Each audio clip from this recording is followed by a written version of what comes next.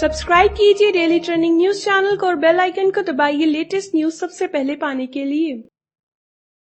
सबसे पहले मैं राष्ट्रपति बोल्सोनारो को ब्राजील का राष्ट्रपति चुने जाने के लिए बधाई देता हूं और ब्रिक्स परिवार में उनका स्वागत भी करता हूं। मैं राष्ट्रपति बोल्सोनारो को इस बैठक के आयोजन के लिए हार्दिक धन्यवाद भी देता हूं।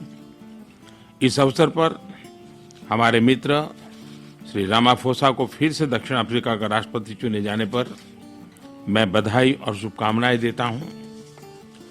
एक्सेलेंसीज, इस प्रकार के अनौपचारिक विचार विमर्श से हमें G20 के प्रमुख विषयों पर एक दूसरे के साथ समन्वय का मौका मिलता है। आज मैं 3 प्रमुख चुनौतियों पर ध्यान दूंगा। पहली, विश्व की अर्थव्यवस्था में मंदी और अनिश्चितता, नियमों पर आधारित बहुपक्षीय अंतर्राष्ट्रीय व्यापार व्यवस्था पर एक तरफा निर्णय और प्रतिद्वंदिता हावी हो रहे हैं। दूसरी ओर संसाधनों की कमी इस तथ्य को में झलकती है कि इमर्जिंग मार्केट इकोनॉमीज में इंफ्रास्ट्रक्चर में निवेश के लिए अंदाजन $1.3 ट्रिलियन की कमी है। दूसरी बड़ी चुनौती है विकास और प्रगति को समावेशी सस्टेनेबल बनाना। तेजी से बदलती हुई टेक्नोलॉजी जैसे कि डिजिटलाइजेशन और क्लाइमेट चेंज सिर्फ हमारे लिए ही नहीं, आने वाली पीढ़ियों के लिए भी चिंता का विषय है। विकास तभी सही मायने में विकास है जब वो असमानता घटाएं और सशक्तिकरण में योगदान दें। आतंकवाद सारी मानवता के लिए सबसे बड़ा खतरा है। यह निर्दोषों की जान तो लेता ही है, आर्थिक प्रगति और सामाजिक स्थिरता पर बहुत बुरा असर भी डालता है।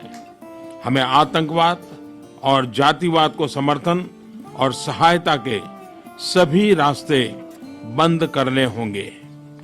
एक्सेलेंसीज, इन समस्याओं का निराकरण यद्यपि आसान नहीं है, फिर भी समय की सीमा में 5 प्रमुख सुझाव देना चाहूंगा। ब्रिक्स देशों के बीच तालमेल से एक तरफा फैसलों के दुष्परिणामों का निदान कुछ हद तक हो सकता है। हमें रिफॉर्म मल्टीलैटरलिज्म के लिए अंतर्राष्ट्रीय वित्तीय और व्यापारिक संस्थाओं तथा संगठनों में आवश्यक सुधार पर जोर देता रहना होगा। निरंतर आर्थिक विकास के लिए आवश्यक ऊर्जा के संसाधन जैसे तेल और गैस कम कीमतों पर लगातार उपलब्ध रहने चाहिए। न्यू डेवलपमेंट बैंक द्वारा सदस्य देशों के भौतिक और सामाजिक इंफ्रास्ट्रक्चर तथा रिन्यूएबल एनर्जी कार्यक्रमों में निवेश को और प्राथमिकता मिलनी चाहिए। कोएलिशन और डिजास्टर रेजिलिएंट इंफ्रास्ट्रक्चर के लिए भारत की पहल अल्प विकसित और विकासशील देशों को प्राकृतिक आपदा का सामना करने के लिए उचित इंफ्रास्ट्रक्चर में सहायक होगी। मैं आपसे इस कोएलिशन में शामिल होने का आह्वान करता हूं। विश्व भर में कुशल कारीगरों का आवागमन आसान होना चाहिए। इससे उन देशों को भी लाभ होगा जहां आबादी का एक बड़ा हिस्सा कामकाजी की उम्र पार कर चुका है।